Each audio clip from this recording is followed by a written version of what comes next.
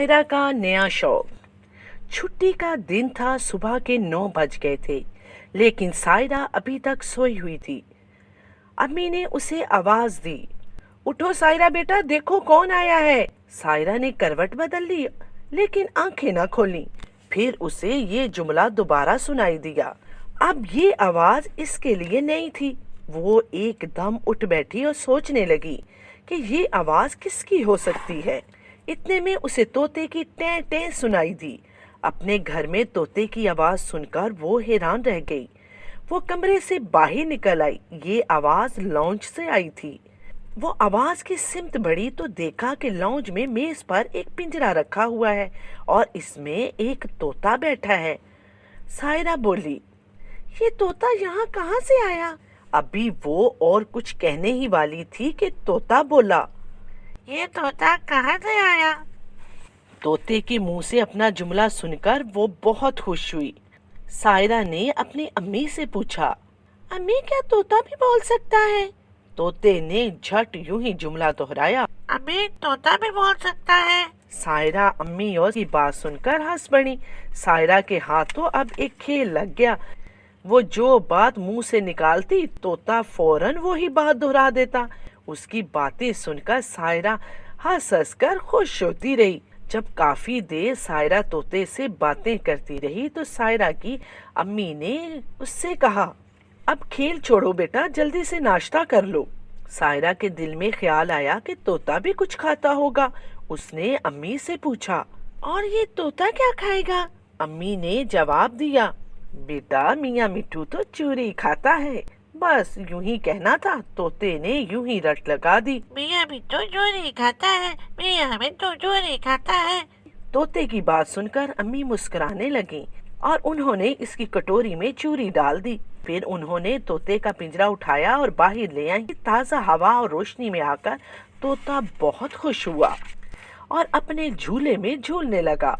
सायरा भी तोते के पिंजरे के करीब आकर बैठ गई और इसे झूला झूलते हुए देखने लगी।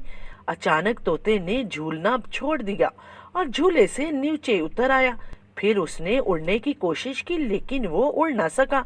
सायरा ने देखा कि एक चिड़िया कहीं से उड़ती हुई आई है और सामने दीवार पर बैठ गई है।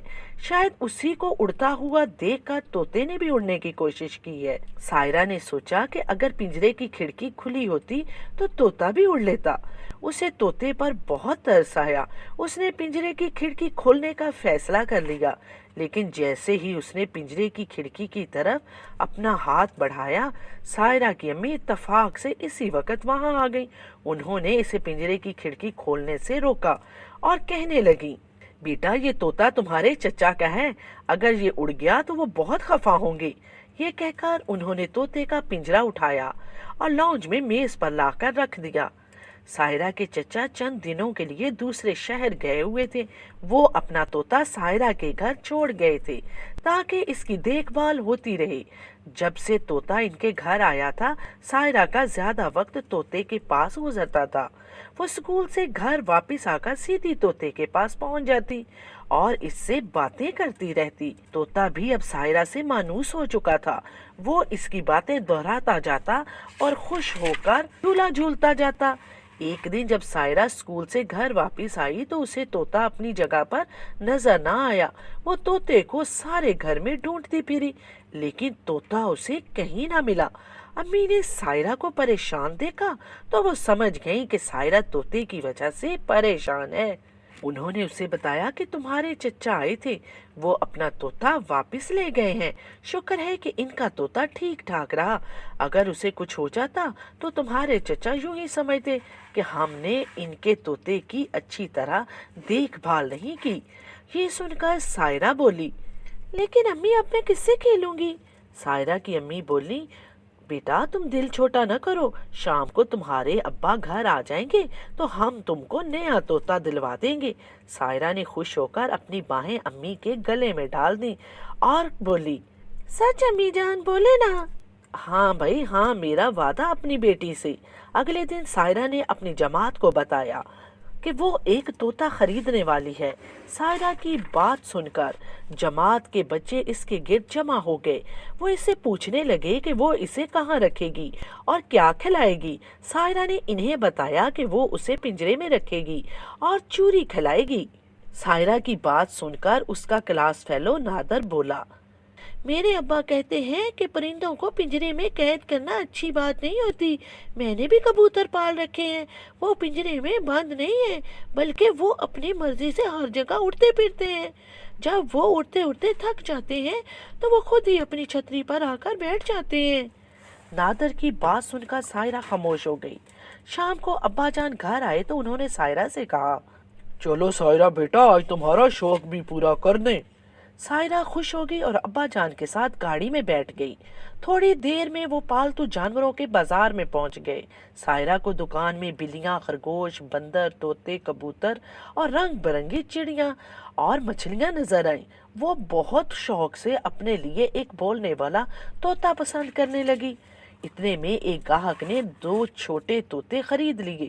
سائرہ نے دیکھا کہ دکاندار نے یوں ہی پنجرے کی کھڑکی کھولی اور ایک طوطے کو اپنی مٹھی میں پکڑ کر باہر نکالا تو اس طوطے کا ساتھی ٹیں ٹیں کرنے لگا۔ اس کی ٹیں ٹیں سن کر دکان میں موجود سب جانور اور پرندے بے چین ہو گئے اور اپنی اپنی بولیوں میں چلانے لگے۔ ان جانوروں نے اتنا شور مچایا کہ سائرہ ڈر گئی۔ وہ ابا جان کا ہاتھ پکڑ کر جلدی سے دکان سے باہر آ گئی۔ ابا جان نے حیران ہو کر اسے دیکھا، پھر وہ اسے تسلی دیتے ہوئے گھر لے آئے۔ گھر آ کر سائرہ نے امی کو یہ واقعہ سنایا اور نادر کی بات بھی بتائی۔ پھر وہ اپنی امی سے کہنے لگی، امی جان، اب میں جان گئی ہوں کہ پرندے اپنے ساتھی کے ساتھ رہنا چاہتے ہیں، اس لیے میں نے فیصلہ کیا ہے کہ اب میں کسی پرندے کو اس کے ساتھی سے دور نہیں کروں گی اور کسی پرندے کو پنجرے میں قید بھی نہیں کروں گی۔ یہ سن کر اس کی امی بہت خوش ہوئیں اور سائرہ سے کہنے لگیں، سائرہ بیٹا، جانوروں کا خیال رکھنا بہت اچھی بات ہے۔